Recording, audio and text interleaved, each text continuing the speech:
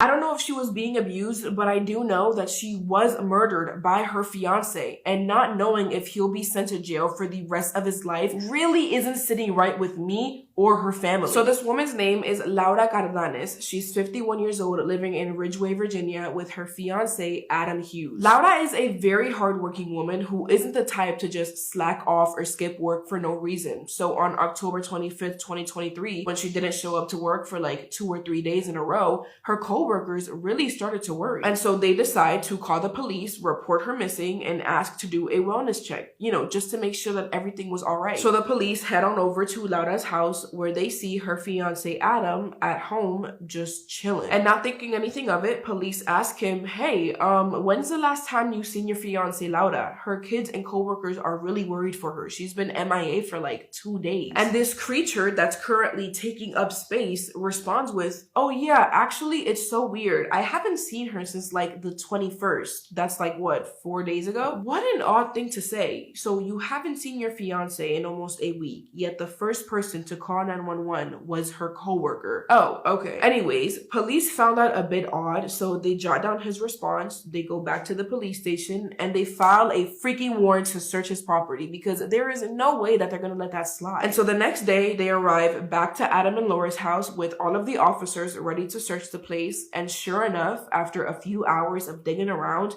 they find something. Inside of both their home and Adam's truck was human blood splattered all over, and these officers are thinking, oh no, we're dealing with something way worse than we thought. So they collect the blood samples, and then they store it away for safekeeping, and then they start doing their digging on Laura and Adam's relationship. And boy, oh boy. It took a lot of digging for me to find this, so it almost feels like he didn't want us to know, but it turns out that back in December of 2022, Adam was being charged for some sort of domestic violence assault against Laura. But then all of a sudden, she took back her statement and the case just went cold. So my question is, did Adam force her to stay quiet? Because 1 year later, we've got a car and a house full of blood, a woman who's been missing for like 4 days, and a man who couldn't give two shits about reporting his fiance missing. So by this point, investigators are putting all of their attention on Adam, asking themselves things like, okay, where was he the last couple of days? Does he look like he's been hiding something? So these detectives decide to use their computers and special technology tools to follow everywhere Adam has gone for the past week. They're tracking his cell phone data, his GPS data from his car, surveillance footage along the routes. I mean, they're going all in. And you know what? It was all worth it because it led them straight to South Boston, Virginia, a town that's about 30 miles away from where Laura lives. And so detectives drive